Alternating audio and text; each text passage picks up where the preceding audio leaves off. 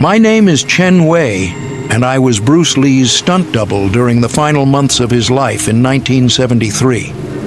What I witnessed on the set of Enter the Dragon still haunts me 50 years later, and I've never spoken about it publicly until now.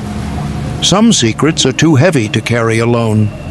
It was March 1973 when we arrived at the Golden Harvest Studios in Hong Kong. Bruce seemed different from our previous collaborations. The man who once radiated confidence and spiritual balance now carried shadows under his eyes, shadows that seemed to follow him even in broad daylight. I noticed it immediately during our first rehearsal. When Bruce threw his practice punches, his reflection in the studio mirrors appeared to lag behind his actual movements by just a fraction of a second. The locals whispered about the studio being built on cursed ground, but Bruce dismissed such talk as superstition. Yet I saw how he avoided looking directly into mirrors between takes, and how he would suddenly stop mid-conversation, tilting his head as if listening to something only he could hear. The first incident happened during the underground lair scene. We were filming in a cramped, poorly ventilated set that reeked of incense and old wood. Bruce was performing his legendary nunchaku sequence when suddenly every light in the studio flickered simultaneously. The temperature dropped so dramatically that our breath became visible in the humid Hong Kong air. Bruce froze mid-swing, his famous weapon clattering to the floor as he stared at something behind the cameras that none of us could see. "Do you see him?" Bruce whispered, his voice barely audible above the humming electrical equipment. Director Robert Clowes called for a break, but Bruce remained transfixed, his gaze following something invisible as it moved across the set. When I approached him, his skin felt ice-cold despite the sweat beading on his forehead. His pupils were dilated, and for a moment, I swear I saw a different person looking back at me through his eyes. Think about this for a moment. What would you do if you witnessed your hero, the strongest person you knew, trembling with fear at something you couldn't see?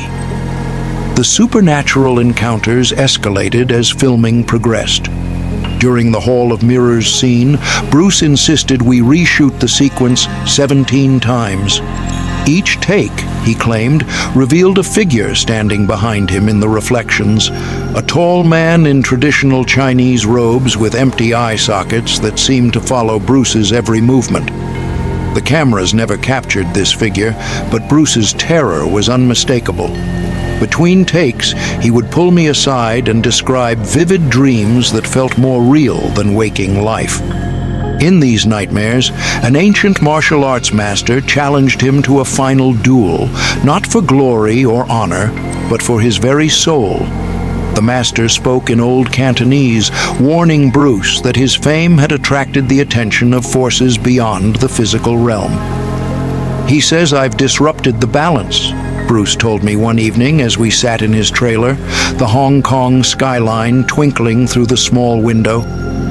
"Every punch I throw, every demonstration of power, feeds something dark. He wants me to stop fighting, to retreat from the public eye, or face the consequences." I remember the smell of jasmine tea cooling in our cups, the distant sound of traffic, and Bruce's hands shaking as he lit another cigarette. These mundane details are burned into my memory because they grounded us in reality while discussing something that defied all logic. The entity's presence grew stronger as we approached the film's climactic fight scenes. Crew members reported equipment malfunctioning whenever Bruce practiced his most powerful techniques. Lights would explode, cameras would jam, and the playback monitors would display static images that looked eerily like traditional Chinese funeral portraits. Bruce's famous philosophy of "be like water" began taking on a darker meaning. He spoke of feeling his essence being drained, of becoming too fluid, too willing to flow into spaces where he didn't belong. The confident martial artist who once declared himself unstoppable now seemed to be battling an invisible opponent in every quiet moment. Which version of the story do you believe? The official cause of Bruce's death weeks later, or the possibility that something supernatural was hunting him during those final months? Tell us in the comments below. The most chilling incident occurred during our last week of filming. We were shooting the final confrontation scene when Bruce suddenly collapsed mid-fight. Not from exhaustion or injury, but as if an invisible force had struck him down. As I helped him to his feet, he gripped my arm with desperate strength. "He's here," Bruce gasped, his eyes darting around the empty set. "The old master, he's calling in his debt." I followed his gaze and saw nothing but shadows cast by the studio lights. But in that moment, I felt it too. A presence so ancient and malevolent that it seemed to suck the warmth from the air itself. The silence that followed was absolute, as if sound itself had been swallowed by whatever force surrounded us. Bruce never spoke of the entity again after that day. He finished filming with professional determination, but the spark that made him legendary seemed dimmed. He moved through the final scenes like a man walking toward his own execution, performing each action with mechanical precision while his spirit seemed to drift elsewhere. On July 20th, 1973, just weeks after we wrapped filming, Bruce Lee was found dead in Betty Ting Pei's apartment. The official cause was listed as cerebral edema, a brain swelling of unknown origin. But I know what I witnessed during those final months. I saw a man being hunted by forces that exist beyond our understanding, forces that claimed him just as his greatest triumph was about to reach the world.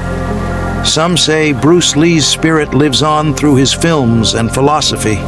Others believe his death was simply a tragic medical event. But late at night, when I watch Enter the Dragon and see Bruce's final performance, I notice something that chills me to the bone. In every mirror, every reflective surface, there's always a shadow that doesn't quite match his movements. This was the last song Bruce loved to listen to during our evening conversations. See you in the next video.